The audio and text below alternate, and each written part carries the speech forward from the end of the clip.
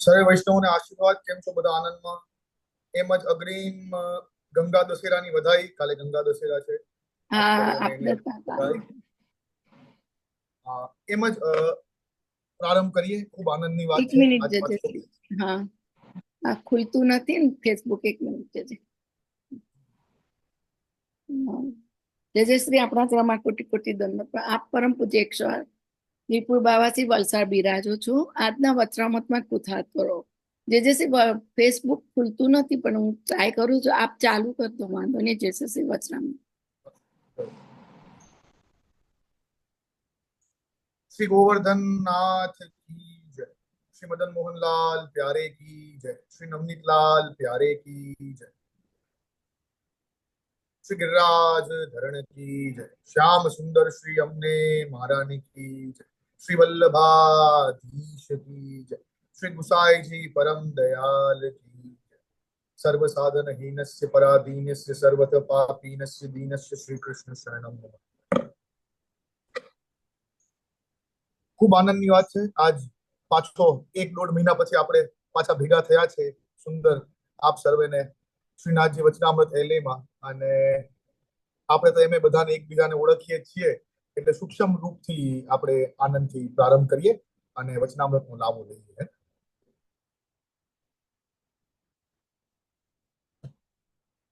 આપ સર્વને બહુ સુંદર એક નાનકડી વાત કરી દઉં કે ભાઈ, શું આપણું વૈષ્ણવ પ્રત્યેનું કે વૈષ્ણવ તરીકેનું કર્તવ્ય શું હોવું જોઈએ?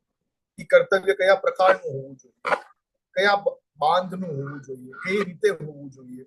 એ આપણે સ્વયં નિશ્ચિત કરવાનું છે. અમે નાના હતા ત્યારે અમને શાસ્ત્રીજી જ્ઞાન આપતા, તો અમને એમ કહેતા કે આપને આ શ્લોક યાદ રાખવું જોઈએ બાવા, જ્યારે આપણે પૂર્ણાગતિ રૂપે અલૌકિક આનંદમાં હોઈએ. શું આજ્ઞા કરતા કે કાક ચેષ્ટા ભગવદ ધ્યાનમ સ્વાન નિદ્રા તથૈવ ચ અલ્પહારી ગ્રહ ત્યાગી વિદ્યાર્થી પંચ લક્ષણમ. આ વિદ્યાર્થીના 5 લક્ષણ હોવા જોઈએ. કાક ચેષ્ટા એટલે કાગડા જેવું ધ્યાન. કાગડાનું ધ્યાન કેવું હોય કે એના શિકારના ઉપર, એને જે વસ્તુ જોતી એના ઉપર એકદમ કોન્સન્ટ્રેશન થી બેઠવું હોય, અને તમારી આંખની પલક ઝપકે એના પેલા એ લઈને વયો ગયો. એના જેવી એવી શાતિરતા, એવી એક્યુરસી, એવો ફોકસ હોવું જરૂરી છે. આપણે અલૌકિકતામાં કેવી રીતે લેવું કે પ્રભુના સન્મુખ હોઈએ, વલ્લભના સન્મુખ હોઈએ, સ્મરણ કરતા હોઈએ, પ્રભુની ટેલ કરતા હોઈએ, સ્વરૂપ સેવા કરતા હોઈએ, તો આપણે ઈ સન્મુખતામાં કાગડા જેવું જોવું છે. આપણે શું થાય આજકાલ કે આપણે કરતા હોઈએ તો પ્રભુની ટેલ, શિંગાર કરીએ કે કોઈ પણ ક્રમમાં હોઈએ ઠાકોરજીના, પણ આપણો જીવ આજુબાજુ બહુ દોડાતો. કુકરમાં શું થાય છે, કોણ ઉઠું કે ન ઉઠું પરિવારમાં. એટલે આપણું જે ધ્યાન છે એ એકાગ્રત નથી, એ અલૌકિકતામાં નથી. એ ધ્યાન અલૌકિકતામાં રાખવાના માટે આપણે આ બધી વસ્તુઓ કરવી પડે છે. જ્યાં સુધી આપણું ધ્યાન નહીં હોય પ્રભુમાં, પ્રભુના સ્વરૂપમાં ધ્યાન નહીં હોય, ત્યાં સુધી પ્રભુમાં ભાવ કેવી રીતે પ્રગટ થશે? ભાવ રૂપથી આપણે ભક્તિ રૂપમાં જવું છે, ભક્તિ રૂપમાંથી આપણે શરણમાં જવું છે, શરણમાંથી આપણે આસક્તિ સ્થિત કરવી છે, જડતા સ્થિત કરવી છે, આપણે શરણાગતિ સુધી જવું છે. તો એના માટે આપણો ભાવ તો સ્થિત હોવો જોઈએ, આપણો પાયો એવો સ્થિત હોવો જોઈએ. આપણો ફોકસ એવો નથી. હા, લૌકિકમાં તો ઘણો ફોકસ છે, અલૌકિકમાં ફોકસ નથી. આપણે અલૌકિકમાં ફોકસ જયારે આવી છે ને, આપણું ગોલ શું?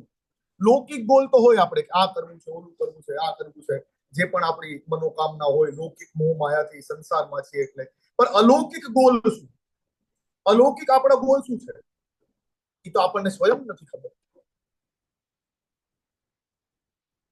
અલૌકિક ગોલ જોઈ હોય કે અલૌકિક ગોલ શું હોવું જોઈએ? કે પ્રભુની સન્મુખતા રહેવી જોઈએ, પ્રભુમાં આનંદ રહેવો જોઈએ, પ્રભુના સન્મુખ જ રહેવું, પ્રભુના સ્મરણમાં જ રહેવું, સતત જ રહેવું જોઈએ. એટલે એવો ફોકસ કાગડા જેવો આપણો હોવો જોઈએ. બગલા જેવું ધ્યાન. બગલાનું ધ્યાન કેવું હોય? બગલો આમ ચાલતો હોય, નદીમાં ચાલતો હોય આમ, અને જેમ એને ખબર પડે કે નીચે માછલી આવી, એમ પચ કરીને એની ચોચ નાખીને માછલી લઈ લે, એવું ધ્યાન.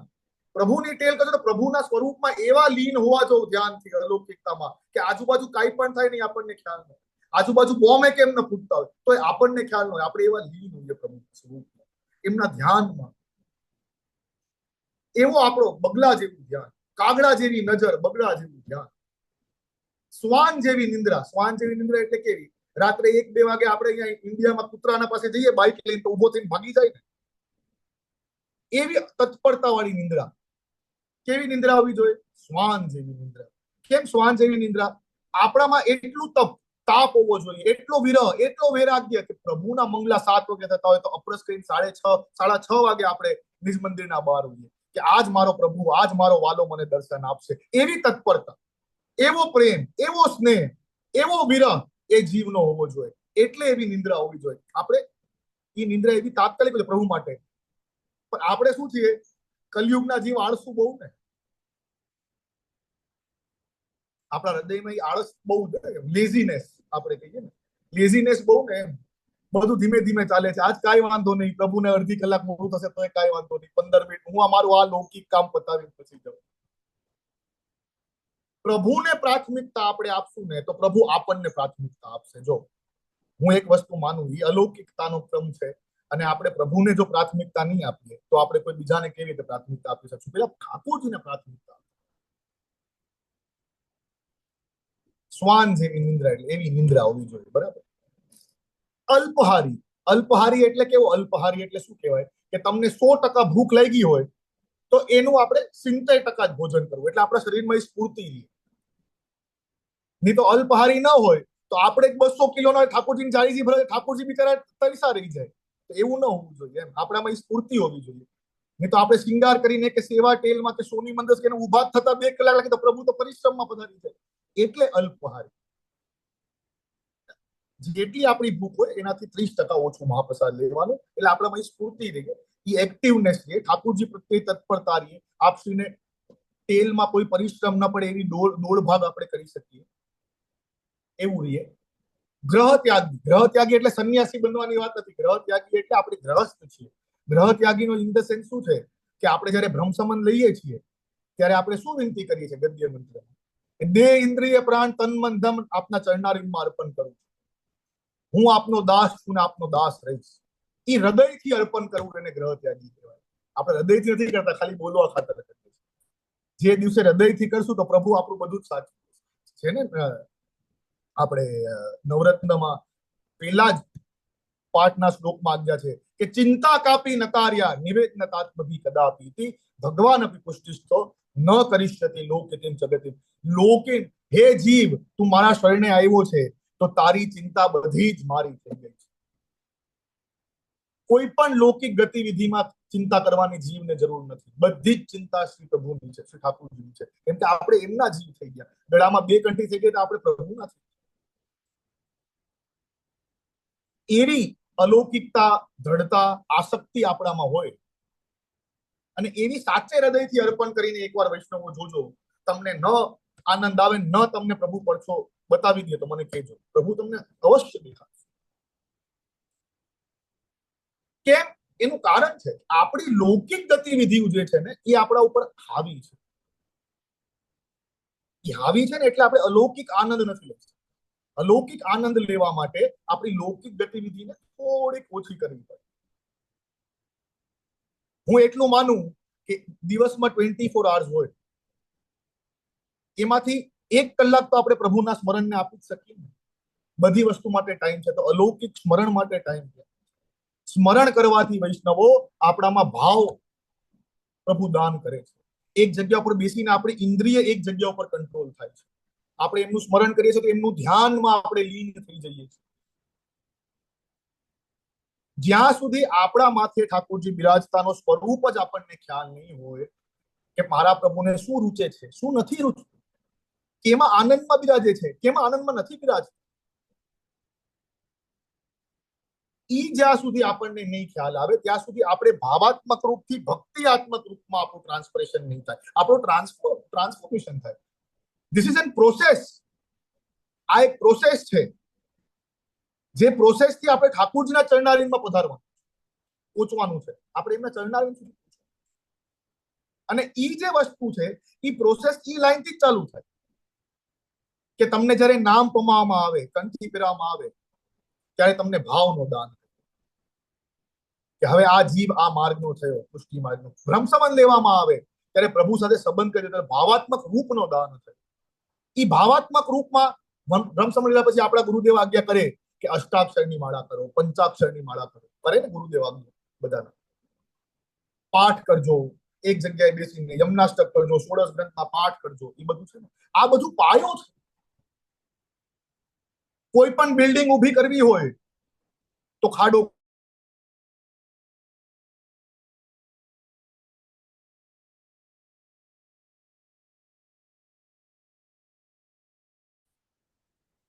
આપણે સીધા ભાગવત સપ્તાહ સાંભળી લઈએ કે શ્રીમદ ભાગવતનું ગુણગાન કરી લઈએ કે વાંચન કરી લઈએ, આપણને કઈ ખબર જ ન પડે. એ પુષ્ટિ માર્ગની પીએચડી છે, ક્યાંથી ખબર પડે? કેમ ન ખબર પડે? કેમ કે 16 ગ્રંથનો અભ્યાસ, 16 ગ્રંથનો અભ્યાસ હોવો આવશ્યક છે.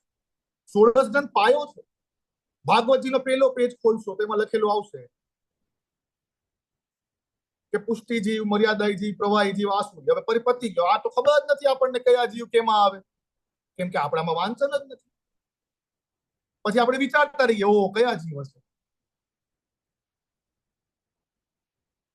તો ઈ જીવની જ્ઞાતા આપણને શું આપે? 16 ગ્રંથમાં પુષ્ટિ, પ્રવાહ, મર્યાદા, ભેદ. આ પાઠ આપણને આ જીવનો એક કોલમ આપે કે આ જીવ આમાં આવે. 16 ગ્રંથનો મંગલાષ્ટક કેને કહેવાય ખબર છે આપ સર્વે? 16 ગ્રંથનો મંગલાષ્ટક કેને કહેવાય?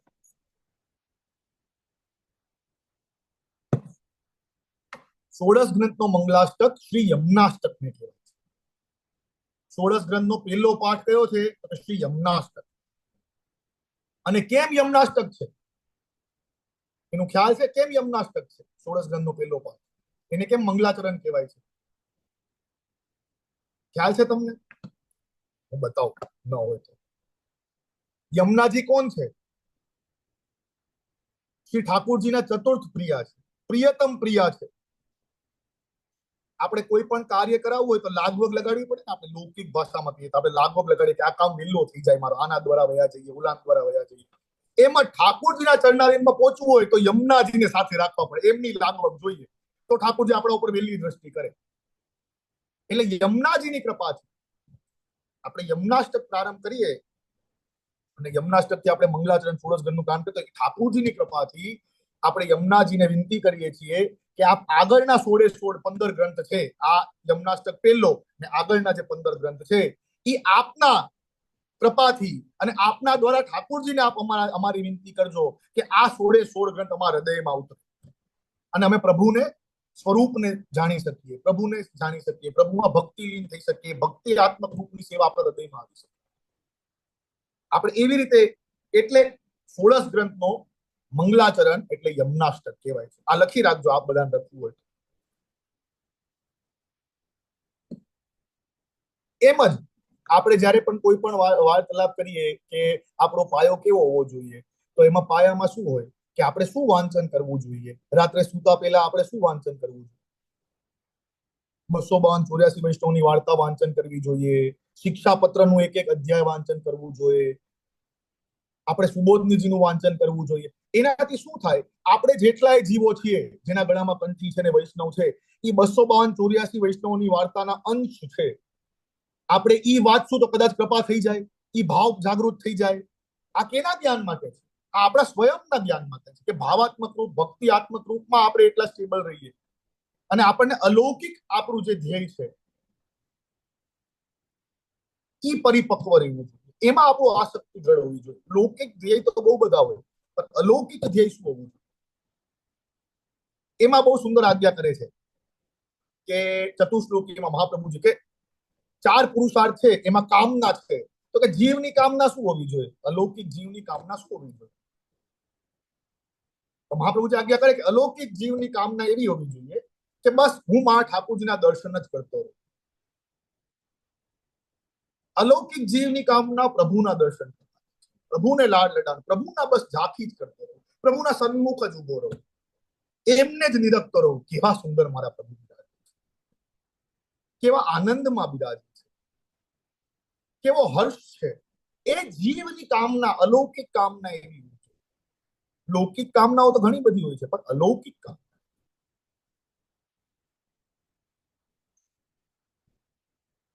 એમ જ આપણને આજ્ઞા કરે કે આપણે કૃષ્ણાશ્રય કરવું જોઈએ. આપણે કેમ કૃષ્ણાશ્રય કરવું જોઈએ? તો કૃષ્ણાશ્રય કેમ કરવું જોઈએ? ઠાકુરજીનો આશ્રય જળ થાય, ઠાકુરજીના સ્વરૂપમાં આશ્રય આપણો જળ થાય, એટલે કૃષ્ણાશ્રય કરવું. ઇનિશિયલ સ્ટેજમાં આપણે ખાલી પાઠ જ કરશું તો આપણને એ પાઠથી જ આપણને ગ્રંથ ખબર પડવા લાગશે, પણ સતત કરવું આવશ્યક છે. જેમ યમુનાજીને આપણે કયા સ્વરૂપથી ભજીએ છીએ પુષ્ટિ માર્ગમાં? યમુનાજીના 3 સ્વરૂપ છે, આધિદૈવિક, આધિભૌતિક ને આધ્યાત્મિક. આ 3 સ્વરૂપ યમુનાજીના છે. આપણે કેવી આજ્ઞા છે કે યમુના પાન કરવું, યમુના સ્નાન તો એક જ વાર કરવું. આપણે એ છે ને કે આપણે આધિ દૈવિક સ્વરૂપને ભજીએ છીએ, આધિ દૈવિક સ્વરૂપને ભજીએ છીએ. યમુનાજી મર્યાદા માર્ગમાં છે, એ લોકો અલગ સ્વરૂપથી ભજે છે. એટલે એવી રીતે આપણે પુષ્ટિ માર્ગમાં યમુનાજીને આધિ દૈવિક સ્વરૂપથી ભજીએ છીએ. જો છે ને કલિંદગિરી મસ્તકે, કલિંદ પર્વતથી નીચે પધારે છે અને ઈ આમ પધારીને જલના રૂપે તરંગ થતા ઠેઠ આગળ વધારે છે. એટલે એ કે તરંગ પૂજતમ કરે છે. એટલે એવું જે રૂપ છે યમુનાજીનું, એને ભજીએ છીએ. કેમ કે ફકરાની તીજના દિવસે જ્યારે મહાપ્રભુજી ઘાટ ઉપર બિરાજતા હતા, સાક્ષાત યમુનાજી પ્રગટ થઈ અને મહાપ્રભુને દર્શન આપ્યા, અને આપશ્રીએ દર્શન કરીને યમુનાષ્ટક આખું યમુનાજીનું લેખન કર્યું છે. અને એ સ્વરૂપના જે પણ વ્યાખ્યાઓ છે, જે સુંદરતા છે, જે પ્રભાવ મહાપ્રભુજી ઉપર, શ્રી વલ્લભાચાર્યજી ઉપર પડ્યો આપશ્રીના દર્શન કરીને, ઠાકોરજીના ચતુર્થ ક્રિયાના દર્શન કરીને, એ પ્રભાવ આખો યમુનાષ્ટકમાં છે. એટલે યમુનાષ્ટક છે એ યમુનાજીનો આખા સ્વરૂપનો વિવરણ છે. યમુનાજી કેવા છે, કેટલા સુંદર છે. અમે નાના હતા ને ત્યારે અમને લઘુ સિદ્ધાંત કૌમુદી સંસ્કૃત શીખડાવે કે ભાઈ આપણે કોઈ પણ ટીકાઓ વાંચી શકીએ કે ઇત્યાદિ કહી શકીએ. તો એમાં કેવું હોય કે નમામી લખેલું આવ્યું તો કે નમ પ્લસ આ પ્લસ મી ઇઝ ઇક્વલ ટુ નમામી. એટલે શું થયું? નમામી એટલે નમન કરવું, નમામી યમુના, નમન કરવું છું યમુના. એટલે એવી રીતે આપણને ધીરે ધીરે જ્ઞાન આવતો જાય, એમ આપણે આગળ વધતા જઈએ તો આપણને ખ્યાલ આવે કે મહાપ્રભુજી શું આજ્ઞા કરવા માંગે છે. 16 ગ્રંથમાં 16 ગ્રંથ ઈ પાયો છે, ઈ મુખ્ય પાયો છે, ઈ સ્તંભ છે વૈષ્ણવ. આપણું 16 ગ્રંથ વાંચવું જોઈએ. આપણે શ્રી મહાપ્રભુજી, શ્રી ગુસાઈજીના ચરિત્ર નું વાંચન કરવું જોઈએ, શ્રી યમુનાજીના ચરિત્રનું વાંચન, શ્રી ગિરિરાજજીનો સ્વરૂપનો જ્ઞાન હોવું જોઈએ. જ્યારે આ બધું હશે ને તો તમને પછી આ સુબોધનીજી વાંચન કરવું, ભાગવતજી વાંચન કરવું ઈઝી થઈ જશે. નહીં તો શું થાય, આપણે તો પ્લે હાઉસમાં ભણીએ છીએ અને આપણે પીએચડી ના ક્લાસમાં જઈએ તો કેવી રીતે ખબર પડે? ફેલ થઈને જ આવીએ. શ્રવણ, જો એક જેમ આપણે વાત કરીએ કે ગુરુ શિષ્યનો વ્યવહાર હોય, વૈષ્ણવનો વ્યવહાર હોય, એમ વક્તા અને શ્રોતાનો વ્યવહાર હોય. વક્તા એટલે બોલનારો, શ્રોતા એટલે સાંભળનારો. આપણે કઈ ટીચર સારો હોય તો સ્ટુડન્ટના હૃદયમાં ઉતરી જાય. ટીચર સારો હોવો જોઈએ. એટલે એમ જ વક્તાનો કાર્યક્રમ એ જ છે કે તમારા હૃદયમાં અમે ઉતારી શકીએ, એ સરળ ભાષામાં તમને હૃદયમાં ઉતારી શકીએ ને એવો વક્તા હોવો. તમારા હૃદયમાં ઉતરી જવું જોઈએ. આટલા બધા બાળકો પ્રભા કરીને હર સમય અનુસાર તમને લાભ આપે, ઝૂમમાં વચનામૃત થાય, તમે બધાનું કઈક નાનું મોટું પ્રભા કરીને વલ્લભનું ગ્રહણ કરો, તો એ 1% ગ્રહણ કરશો ને તમે, તો એ જ બધા વલ્લભ માટે સૌથી મોટી ભેટ છે કે તમે ગ્રહણ કરીને ઈ ધર્મમાં આગળ વધો, આપણા માર્ગમાં આગળ વધો, ઠાકુરજીના સ્વરૂપને જ્ઞાન. ઈ જ સૌથી મોટી અમારા માટે ભેટ છે. મારા માટે તો સૌથી મોટી ઈ જ ભેટ છે કે હું વચનામત કરું 40 મિનિટ, અડધી કલાક, પૂણી કલાક, પણ તમારા હૃદયમાં એનું અંશિકતા ઉતરવું જોઈએ. ક્યાંય ને ક્યાંય તો યાદ કરશો ને કે હા, વલસાડ વાળા બાવાએ આજ્ઞા કરી હતી, બસ એટલું બસ છે, એટલી કૃપા ઠાકુરજી. એ હૃદયમાં તમારે ઉતર. ઈ જ્યારે હૃદયમાં ઉતરી જશે ને તો તમને આખી આખો માર્ગ આપણો ખ્યાલ આવવા લાગશે કે ભાઈ શું શું ઈઝી છે. આપણે દૂરથી બેઠા બેઠા બધા આપણને કહે ને, ઓ તમારો માર્ગ તો અઘરો, તમારો માર્ગ તો અઘરો. આપણો માર્ગ અઘરો નથી, આપણો માર્ગ સરળ છે, કોઈ અઘરો નથી. આપણે બાળ સ્વરૂપની સેવા કરીએ, આપણો માર્ગ એકદમ જ સરળ છે. આપણને એવું લાગે છે, આપણે એવું હૃદયમાં ઓલું એક ભયભીતતા કરી, બોર્ડ એક્ઝામ પેલા બાળકોને ભયભીતતા હોય ને, ઓ મારી બોર્ડ એક્ઝામ છે, મારી બોર્ડ એક્ઝામ છે, દે આર વેરી મચ ફિયર્ડ કે ઓહો હવે હું કેવી રીતે કરીશ. એમ આપણે એ એક બબલમાં છીએ કે ઓહો વી આર વેરી મચ ફિયર્ડ કે ઓહો આપણો માર્ગ અઘરો છે. અઘરો નથી, ઈઝી જ છે. સ્વિમિંગ પુલમાં ડૂબકી માર્યા પેલા ખબર પડે કેટલું ઊંડું છે? ન ખબર પડે. ખાલી બહાર લખેલું હોય 2 ફૂટનું, 2.5 ફૂટનું, 4 ફૂટનું, 6 ફૂટનું, 8 ફૂટ. આપણે ડૂબકી માર્યા પેલા આપણે ખબર જ ન પડે કેવી રીતે આપણે કરી શકીશું. એકવાર ડૂબકી તો મારવી પડે. જો પુષ્ટિ માર્ગ તો બહુ મોટું છે, આ તો મધપૂડો છે, મધપૂડો. તો એમાંથી આપણા જીવનમાં આપણા સૌભાગ્ય છે કે આપણે આ માર્ગમાં જન્મ થયો, આપણે વૈષ્ણવ બન્યા, આપણે કઈ એવા સુંદર કર્મ કર્યા હશે ગયા જન્મમાં કે આપણને આ માર્ગ મળ્યો, સીધા કૃષ્ણ સાથેનો સંબંધ મળ્યો. પણ જો આપણે શું છે, સરળતાથી મળી જાય ને એની કદર ન હોય, મહેનત કરીને મળે એની કદર હોય. સરળતાથી મળી જાય એટલે આપણને એમ લાગે કે હા આપણે કરી લેશું. એક જ જીવન નાનું છે, આટલું જીવન નાનું છે, આપણે શીખવાનું બહુ બધું છે માર્ગ. તો આપણે એ મધપુડામાંથી મધ તો લઈ લઈએ, જેટલું લેવાય એટલું, આપણા આગળ જેટલો સમય છે. જો લૌકિક ધન સંપત્તિ તો બધું અહીંયા જ થઈ જવાનું, કઈ આવવાનું નથી. જે આવશે એ આપણે જે અલૌકિક આનંદ કર્યો હશે, અલૌકિક ભક્તિ કરી હશે, સ્મરણ કર્યું હશે, પ્રભુની સેવા કરી હશે, એ આવવાનું છે. એ ઉપર આપણા ઉપર કૃપા નિશ્ચિત થશે. તો આપણે એ કૃપા લઈ લેવી અને એ અલૌકિકતાનો આનંદ લેવો. લૌકિક ગતિવિધિઓ તો ચાલતી રહેવાની, સંસાર છે તો થવાનું છે, આમાં આવ્યા છીએ એટલે. સતત અષ્ટાક્ષર કરવા જોઈએ, હું તો એમ કહું રોજ અષ્ટાક્ષર કરવા જોઈએ, જેટલા થાય એટલા આખા દિવસમાં કરવા જોઈએ. જેટલા અષ્ટાક્ષર આપણે કરશું એટલો આનંદ વધારે આવશે, એટલી કૃપા વધારે થશે, એટલી દ્રઢતા વધારે આવશે, એટલું આશ્રય આપણો દ્રઢ બહુ થશે ઠાકોરજી માટે. આપણે સન્મુખતા રહેવાની હૃદયથી ઈચ્છા થશે, સત્સંગ કરવાની ઈચ્છા થશે. સત્સંગનો સાચો પરિભાષા શું હોવી જોઈએ? સત્સંગ એટલે શું? સત એટલે સાત્વિક, સંગ એટલે વ્યવહાર. સત્સંગ એટલે સાત્વિક વ્યવહાર, સાત્વિક સંઘ એને સત્સંગ કહેવાય. કેમ કે ઈ સત્સંગમાં બધી જ વસ્તુ હોવી જોઈએ. શ્રી હરિરાય પ્રભુચરણ શિક્ષાપત્રમાં બહુ સુંદર આજ્ઞા કરે કે એક વૈષ્ણવની એટલી ક્ષમતા છે ને કે બીજા 100 વૈષ્ણવને વૈષ્ણવ કરી શકે, બીજા 100 વ્યક્તિઓને વૈષ્ણવ બનાવી શકે. કેવી રીતે? સત્સંગનો સાચો પ્રભાવ શું છે? સત્સંગ કેવી રીતે થવો જોઈએ? સત્સંગ એવી રીતે થવો જોઈએ, તમને જે સાનુભાવ થયો, તમે જે આ માર્ગ માટે ફીલ કર્યું, તમે જે આ ઠાકોરજી માટે ફીલ કર્યું, એ અલૌકિક ફિલિંગ તમારે પ્રગટ કરવી જોઈએ.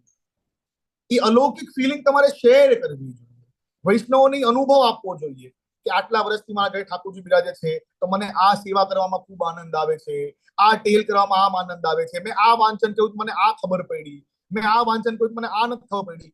બધા વૈષ્ણવો એના પોતાનો એક્સપિરિયન્સ જ્યારે શેર કરશે ત્યારે એને એક્ઝેક્ટ ખ્યાલ આવશે કે આ માર્ગ શું છે. તો એક્સપિરિયન્સ શેરિંગ ઇઝ સત્સંગ.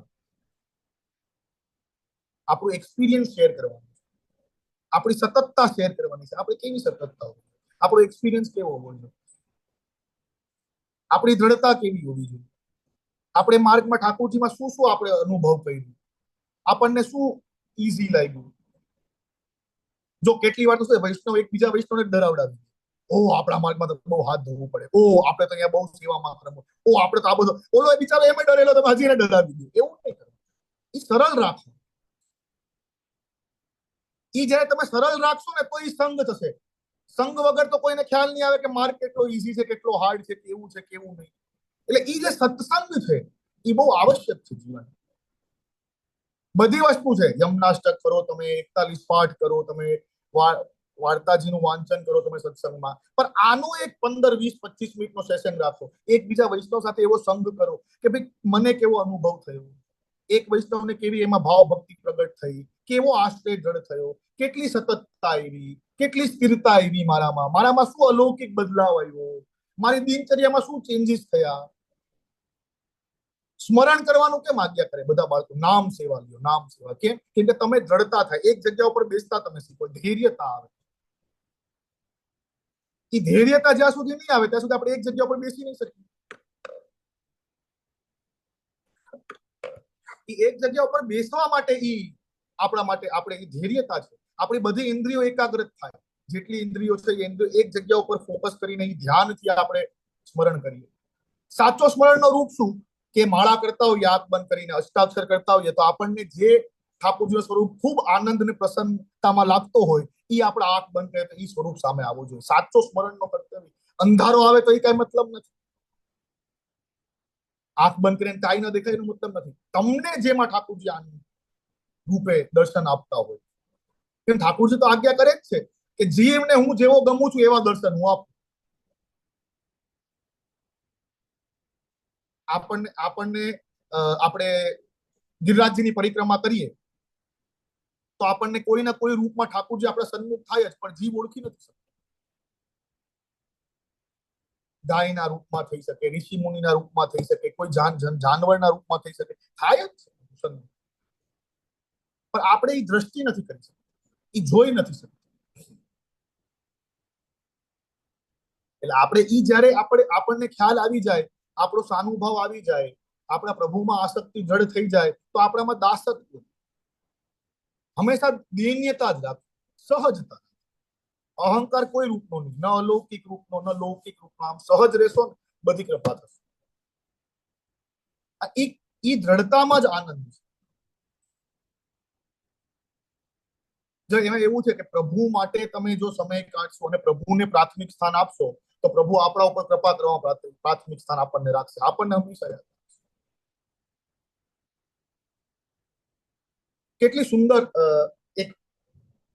એક પુસ્તકમાં મેં વાંચન કર્યું કે ભાઈ કોઈ લૌકિક વ્યક્તિ કોઈ આપણને કામ નહીં લાગે. જ્યાં સુધી આપણા વ્યવહાર છે ત્યાં સુધી ઠીક છે, પણ આપણા કોઈ પણ ખરાબ સમયમાં એક જ વ્યક્તિ આપણો હાથ નથી છોડતો. વિચાર કરો કોણ? એ આપણા સ્વયં ઠાકોરજી. બાકી બધા હાથ છોડી દે. સારો સમય બધા આપણને હા હા હા હા હા હા, પણ ખરાબ સમયમાં પ્રભુ આપણો હાથ નથી છોડતા. પ્રભુ આપણા સાથે છે. પણ એ ખરાબ સમયમાં જીવને જયારે એવું થઈ જાય કે પ્રભુ મારા જ છે, પ્રભુ મારા સાથે, પ્રભુ મારે પાર પડાવશે બધી વસ્તુઓ, તો અવશ્ય પ્રભુ તમારો પાર. એ જડતા એવી હોવી જોઈએ, આપણો આસક્તિ એવી હોવી જોઈએ, આસક્તિ બંધ હોવા જોઈએ કે આ તો થશે જ, મારા ઠાકોરજી તો કરશે જ, ઈ જ મને પાર પડાવશે. અગર એમની કૃપા ન હોય તો આપણે સવારે જાગ્યા ન હોય. એમની કૃપા છે એટલે તો આ બધું ચાલે છે. આપણું આ હવેલી છે, હું હવેલીમાં બિરાજીને વચનામત કરું છું, તો આ હવેલી મારી નથી, આ હવેલી ઠાકોરજી. હું એમનો ભાડો જ છું, હું ખાલી નિમિત્ત. મારી હવેલી નથી, ઠાકોરજી. એમનું સાનિધ્ય છે, એમાં હું રહું છું. એમની કૃપાથી તો બની છે, એમની જ તો છે, આપણી નથી. આટલા વર્ષોથી અમારા પૂર્વજો સેવા કરતા આવ્યા, આટલા નિધિ સ્વરૂપની. આગળ આગળ આગળ અમને પ્રદાન થતું ગયું, એ અહોભાગ્ય છે. એમને વિશેષ લાડ લડાવીએ એ અમારા સૌભાગ્ય છે કે હું એમને વિશેષ લાડ લડાવી શકું. એટલે પ્રભુનું હંમેશા વધારવાનું વિચારવાનું, પ્રભુનો ક્રમ વધારવો, પ્રભુને.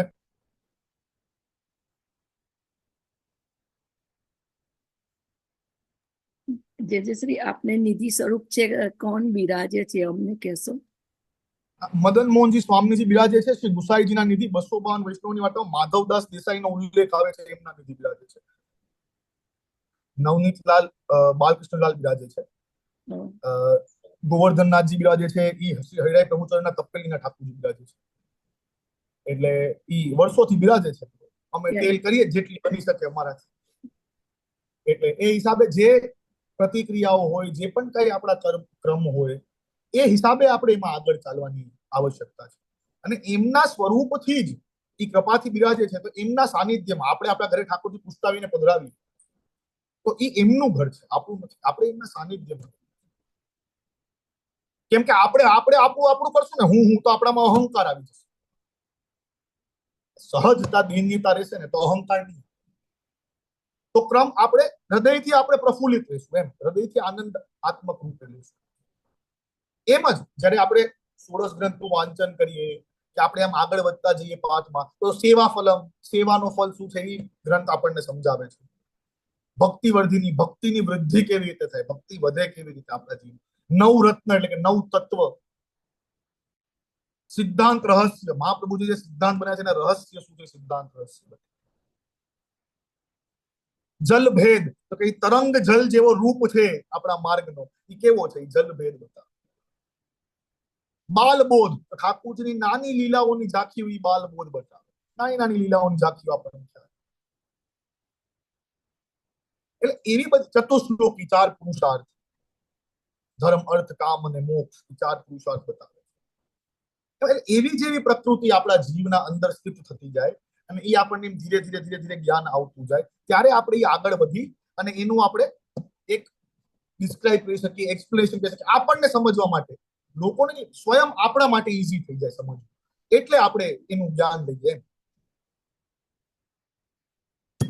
લોકો તો શું સમજશે, લોકોને સમજાવવાનો કઈ અર્થ નથી, પણ આપણે સ્વયં આપણો જે અનુભવ છે, આપણો જે વિચાર છે, આપણો જે બધો ક્રમ છે, એ બધા જે વિચાર છે એ વિચારમાં આનંદ રૂપી થઈ શકે. અને એ વિચાર જ સુંદર હોવું જોઈએ. હમણાં જો આપણે ઉષ્ણકાળ ચાલે છે તો નાવનો મનોરથ ને એ બધું, જલ વિહારનો ને એ બધો મનોરથ હોવો જોઈએ. કાલે અમારે છે પ્રભુ કૃપાથી નાવનો મનોરથ છે, ગંગા દશેરા છે એટલે સાંજે પ્રભુ નાવમાં બિરાજશે, સુંદર આનંદ આવશે. એટલે એ બધી રૂપાંતર વસ્તુઓ આપણામાં એકને એક મનોરથમાં વિશેષ લાડ લડાવો હોવું જોઈએ. સામકમાની ચાલે છે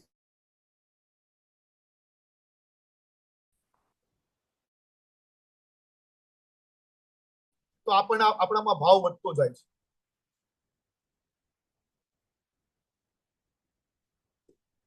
એટલે એ રૂપાંતર રૂપમાં, એ ભાવાત્મક રૂપમાં, એ ભક્તિઆત્મક રૂપમાં જો શરણાગતિ સુધી પહોંચવા માટે થોડીક મહેનત તો કરવી પડે. એમ ઇઝીલી તો મળીને જ જવાનું. થોડીક મહેનત આપણે કરીએ તો આપણે એક જગ્યા ઉપર પહોંચીએ કે પ્રભુના નિકટ આપણે જઈ શકીએ, પ્રભુ નિકટ આપણા ઉપર કૃપા કરી શકે, થોડુંક નિકટ પહોંચી શકીએ. એટલે એવી કૃપા માટે આપણે આ બધી મહેનત કરવી કે પ્રભુના દર્શન થઈ જાય, પ્રભુના દર્શન થઈ જાય. સ્મરણ કરવાથી, સેવા કરવાથી દાસત્વ પ્રગટ થશે. નવદા ભક્તિ છે તો એમાં 7 ભક્તિ છે એ ક્રિયારૂપ છે, પણ 2 ભક્તિ છે કૃપા છે. એ 2 ભક્તિ જેનામાં સ્થિત થઈ ગઈ, 7 ભક્તિની જરૂર નથી. તો એ કઈ 2 ભક્તિ છે, કઈ 2 ભક્તિ છે ખ્યાલ છે?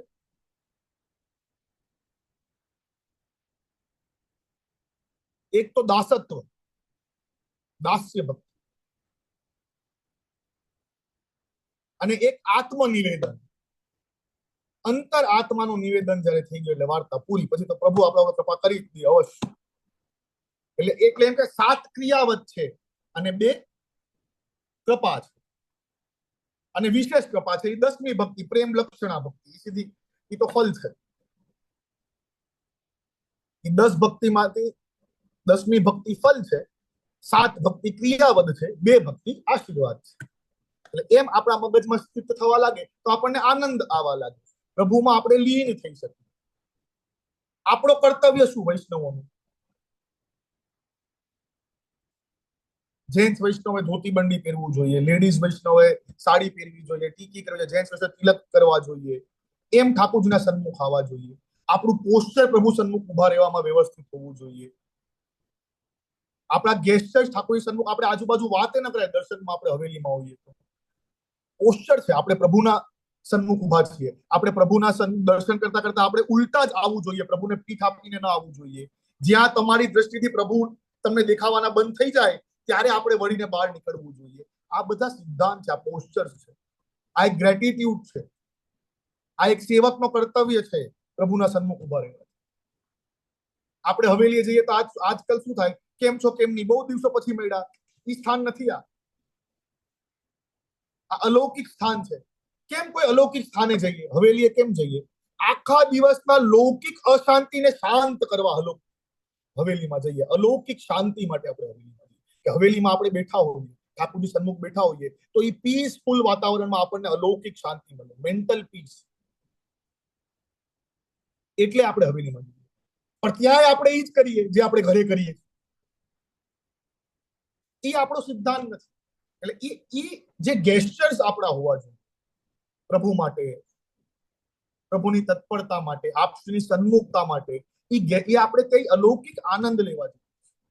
આપણે જોવા જઈએ છીએ શું મનોરથ કર્યા, કેવા શિંગાર ધર્યા, કેવી રીતે શિંગાર ધર્યા, કેવી રીતે ફૂલ મંડળી થઈ, કેવા સુંદર મનોરથમાં બિરાજે છે.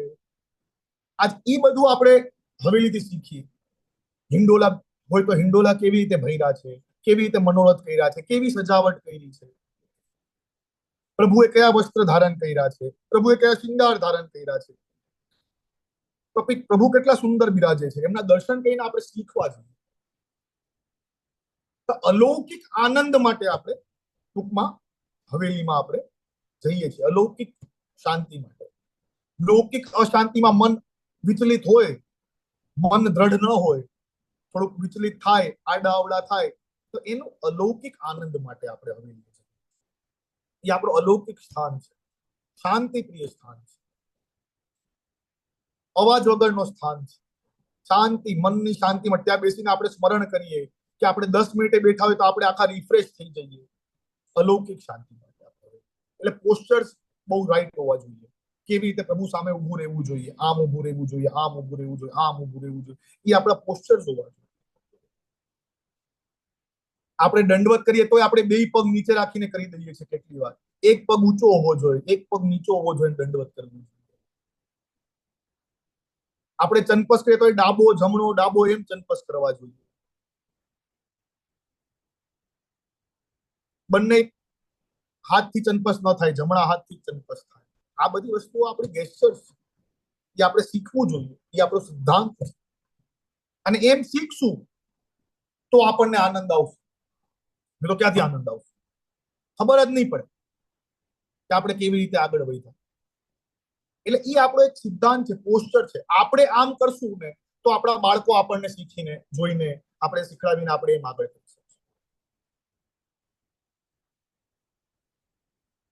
એટલે એ રૂપે આપણે જેમ આગળ વધશું તો પ્રભુ કૃપાથી ખૂબ આનંદ આવશે. અને બસ ખૂબ આનંદ આવ્યો મને. અને આપ સર્વને પાછી અગ્રીમ ગંગા દશેરાની વધાઈ અને મારા ખૂબ ખૂબ આશીર્વાદ. બહુ વહેલા પાછા મળશું.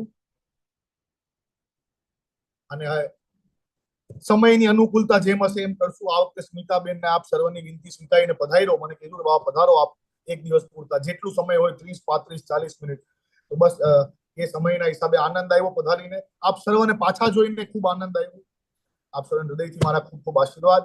વહેલા મળશું. અને આવતા વર્ષે અમે પધારવાનું નિશ્ચિત કરીએ છીએ. હું, બહુજી, લાલન, રાજા બધા પધારશું. આનંદ આવશે. વહેલે પધારશું તો આપ સર્વથી મુલાકાત કરશું અને આનંદથી વચનામૃતમાં રૂબરૂ સત્સંગનો લાવો લેશું. એ કહી મારા વચનામૃતને વિરામ આપું છું. મારા વાક પુષ્પો શ્રી વલ્લભાચાર્યજીને ચરણારવિંદમાં અર્પણ કરી અને વચનામૃતને વિરામ આપું છું. અને બસ એ જ પ્રભુને વિનંતી કરું છું કે આપ સર્વના હૃદયમાં કાંઈ ને કાંઈ જે પણ વચનામૃત કર્યું હોય એની આંશિકતા કૃપા કરે અને હૃદયમાં ઉતરે, એમ જ કહી અને આનંદથી મળીએ પાછા. ખૂબ ખૂબ આશીર્વાદ. શ્રી વલ્લભા જે વૈષ્ણવને ખોડું દંડવત પહોંચાડે છે. હા.